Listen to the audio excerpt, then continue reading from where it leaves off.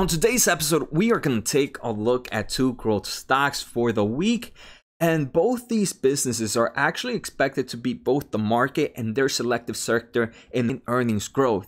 The first business we're going to take a look at is OneSpan, which is a cybersecurity company. They are a business that's really into authentication rights and making sure the right person is getting into the right hardware. They're backed up by a lot of big banks. Those are some of their customers. And obviously right now, with a lot of people working from home, this is definitely a business that can continue to grow. The second one we're going to take a look at is Cerence, and Cerence is a software company, but it's not your typical software stock right now. This is actually a business that deals with artificial intelligence that goes into cars. So they're really into the smart cars and all the platforms that go into your smart cars. They have partnerships with all types of big OEMs from Tesla, Mercedes, BMW, Alfa Romeo, Toyota. I think mostly all of the top brands have partnered with Cerence. So let's get started.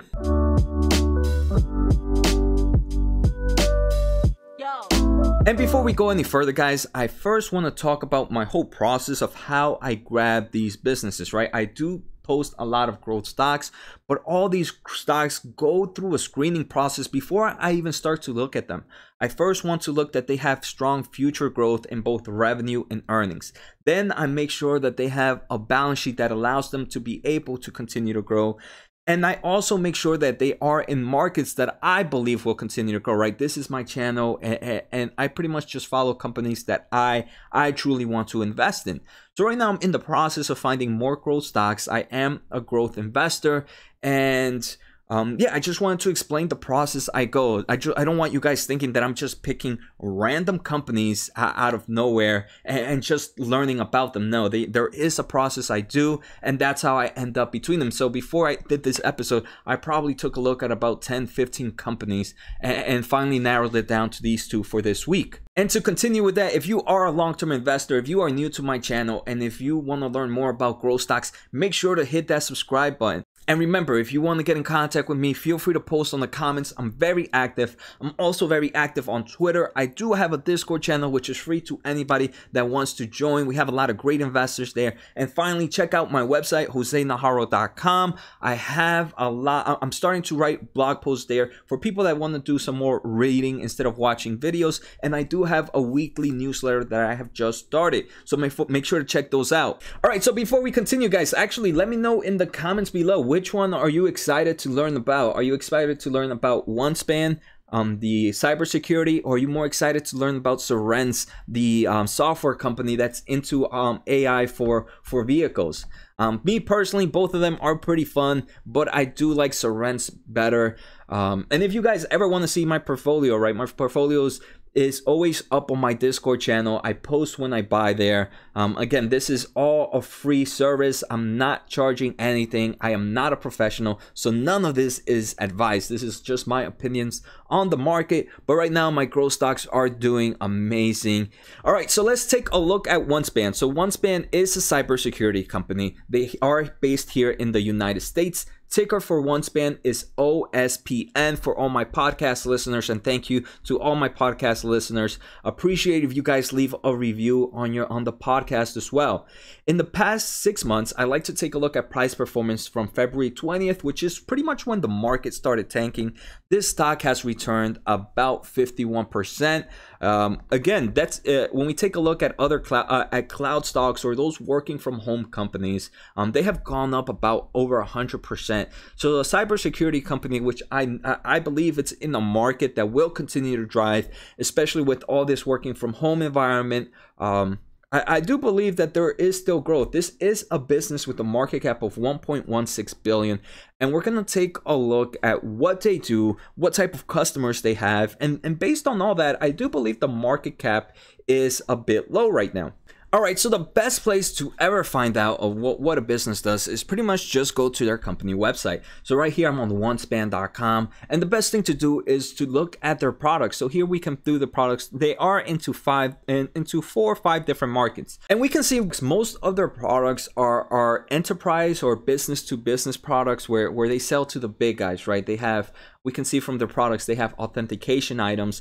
Here they have mobile authentication, hardware authentications, servers authentication, FIDO authentications, which is using some form of either your which is using some form of biometric, some health biometric to show the authentication, from fingerprints to eyes to voice. So they do have all different types of authentication methods. Besides that, they have fraud analysis as well as risk analysis. Most of these products are meant for big businesses or enterprises. They, for example, also have like e-signature, very similar to DocuSign, and one that I believe is more to a customer to business type product is mobile app security. They do have some form of shielding security to make sure no one's hacking through your phones. But again, that can also be used through enterprise. If your company gives you some form of mobile device, they most likely install these types of products into them. And here we can see some of their value clients, which I think looking at their customers helps determine how strong they are in this technology, right? If you have some strong customer backing, it means that the overall market approves, especially, for example, banking. So this is some of their biggest customers are major banks, from US Bank, HSBC, Wells Fargo's, Dutch Bank. So this gives me some form of confidence that, hey, their technology is pretty powerful, especially something as delicate as banking is already using this business. It gives that form of bullish sentiments. They also mentioned that they do have partnerships with BMW, and if you want to check out their customer stories, they do have a lot of information here on the website. So now that we know what type of products they do, let's actually take a look at the revenue breakdown to understand how their sales are collected. So they just reported their most recent quarter in May 6th, so about 2-3 months ago, and their revenue was actually up 18% compared to the same time last year, and the revenue is pretty low. It's about $57 million. But one thing I do want to say is this is a business that's actually profitable right now in non-GAAP earnings per share, and is just it's on the flat line right now if we take a look at GAAP earnings per share. And this is something we don't see with growth companies. At the same time, right, this is only 18.7%. 18.7% is still strong growth, but we have taken a look at growth companies that are growing at a faster rate than that. But that growth is definitely given that upside with this business not losing any money at the moment. All right, so now let's take a look at their product breakdown. So this quarter, like I mentioned, they made about 56 million. About 20 million of that 56, so a little bit less than half, comes from hardware products. This is actually down compared to the same time last year, which is a little weird in my opinion. But I do believe that now more authentications are being used through some form of software authentication than hardware products. And we can see that's the case, right? Even though hardware products dropped by $5 million compared to the same time last year, we have software licenses go up about $11 million. So that's huge growth there. Software licenses make up about 19 million of that 56. So a huge portion of this business revenue comes from two products. It comes from hardware products and software products. The other biggest is maintenance, support, and other, and this makes up 11 million of that 56. So within those three products, that's I want to say close to 80 to 85% of total revenue. They also do subscription and professional services, and they are up compared to the same time last year. And again, now that we know their product breakdown, there's a few things I want to see. I like that. First, I like to see that huge growth in software license. I like to see that growth in subscription services as well. Subscription is it's something that just keeps rebuilding. It's that cash wheel that keeps on making. We are seeing an increase in professional services, which means more businesses are looking at them for advice. And those are pretty bullish sentiments. And look, they actually have subscription, even though subscription is only 5.8 billion, they actually have in software licenses and maintenance support, there's actually some form of recurring revenue in there. So out of that $56 million, 26 million is actually recurring revenue. So over 50% of this business revenue comes from already a wheel that's been spinning. And this is up, I want to say, I'm pretty sure they tell us higher up here. This recurring revenue is up 62% compared to the same time last year. Software revenue is up 90% and total revenue is up 19%. So we can see I am a huge fan of that software revenue growth, and I am a huge fan of that reoccurring revenue. And let me just zoom in for you guys if you guys want to see a little closer, and let me just highlight those that I'm very, very happy about. All right, so now that we took a look at their most recent earnings, let's take a look at past revenue growth. In 2019, this business grew about 20% year over year. In 2018, it grew about 10% year over year, and in 2017, it grew 1%. So we can see that one thing is, the revenue continues to grow every year. From 2 years ago being about not even 1% revenue growth to 2019 being 20%, and this most recent quarter, what was it, about 19% year over year growth, continues to show that this business is still growing. And with that reoccurring revenue continuing to grow, I think it is a great place to be. Right now.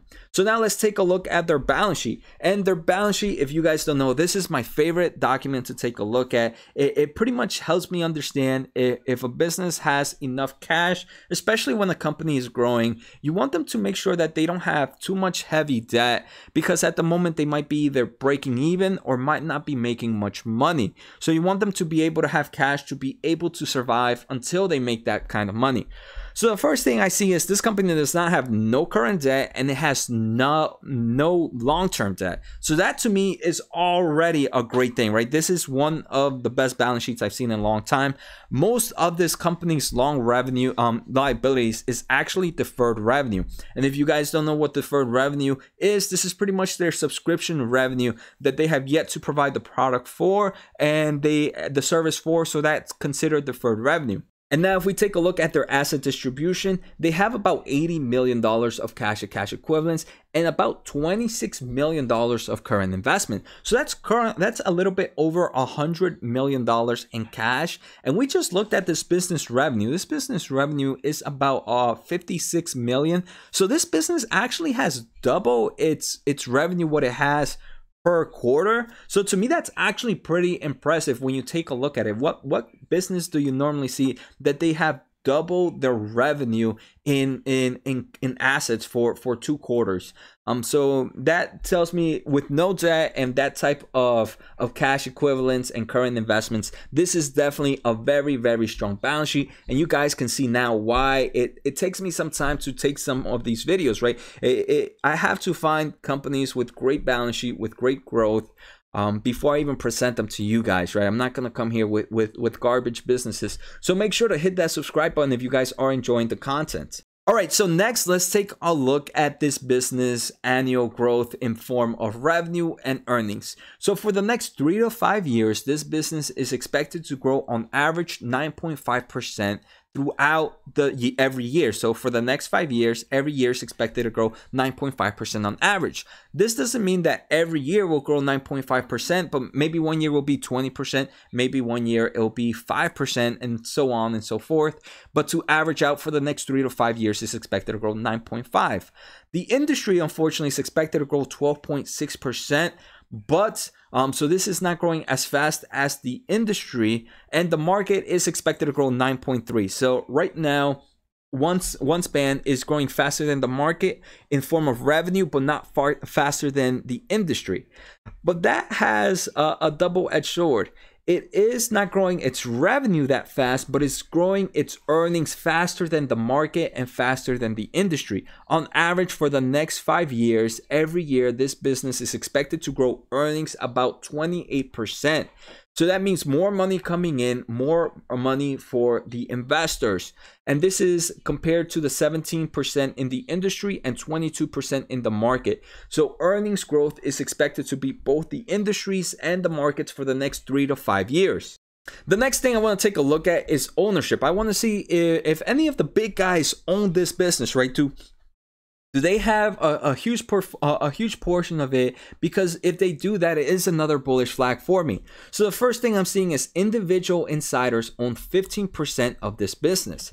The number one shareholder of OneSpan right now is Thomas Hunt, and he owns 13.4% of the overall business. This guy is an important person. He is both a member of the board of directors, and he is also the founder and director of this business. So when you have such a top guy like that owning being the number one shareholder of this business, it speaks levels, right? It shows that, hey, if this guy's willing to still be the number one shareholder, it to me tells me that he sees future in this business.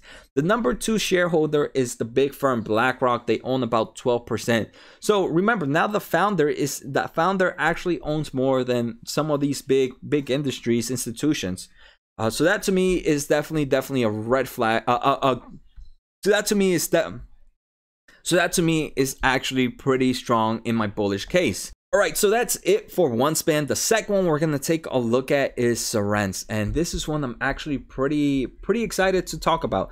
So Cerence right now is ticker CRNC, and that's C as in Charlie for both, if you guys are listening to my podcast. This I can't believe has a market cap of 1.5 billion. For the market this is a software company that deals with smart automotive. So again, the best place to take a look at is take a look at their website, and it's pretty much Cerence.com.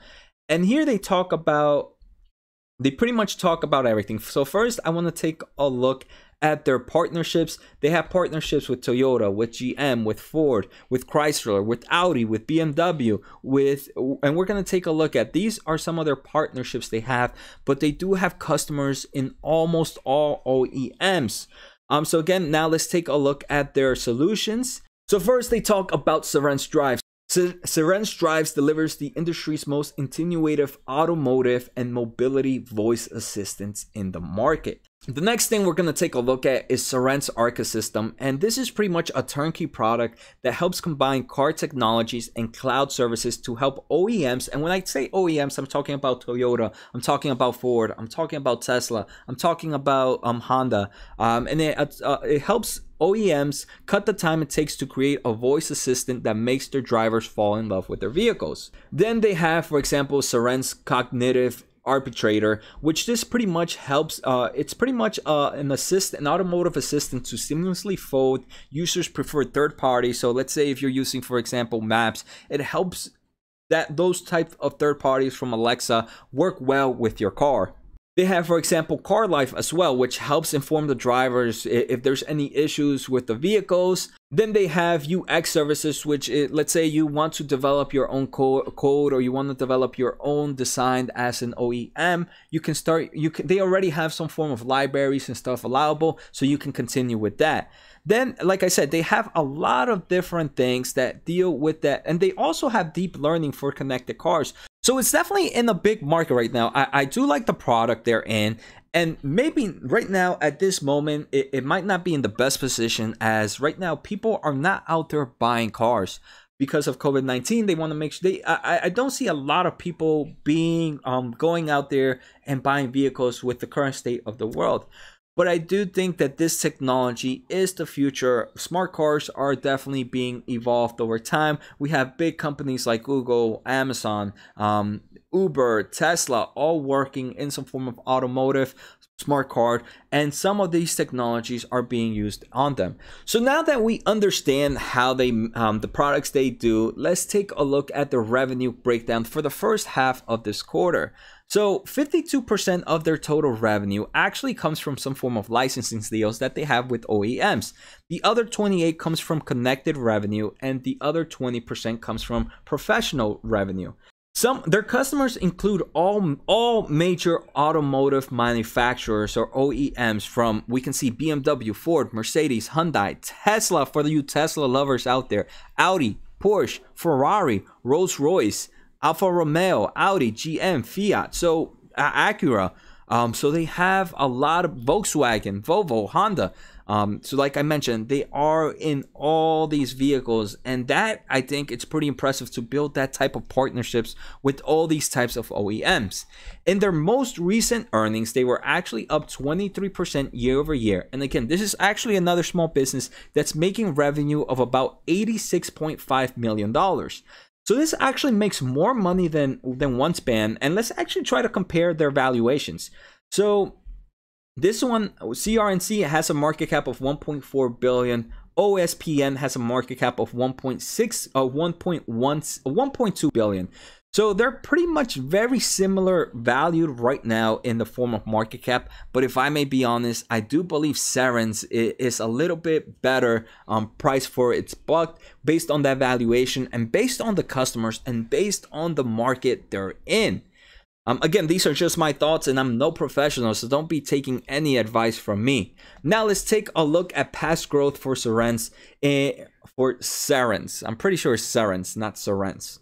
So in 2019, this grew 9% compared to year over year. In 2018, it grew 13% year over year. And in 2017, it grew 16% year over year. Not that strong growth in the past years, but wait till we see that future growth. And remember, this current quarter, it actually grew 23% year over year. So it's doing better than average. Now let's take a quick look at their balance sheet. The first thing I'm seeing here in their liability distribution is their liability distribution a huge portion comes from deferred revenue. Deferred revenue, like I said, it's money in some form of subscription service and some form of reoccurring service. And that's actually $348 million.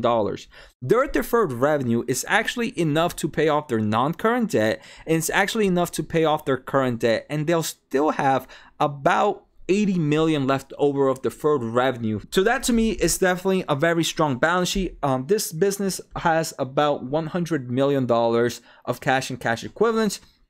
So that's, again, enough to pay off its current debt, not enough to pay off its non-current debt. The only good thing right now about non-current debt is this is debt that's not due for at least the next 12 months.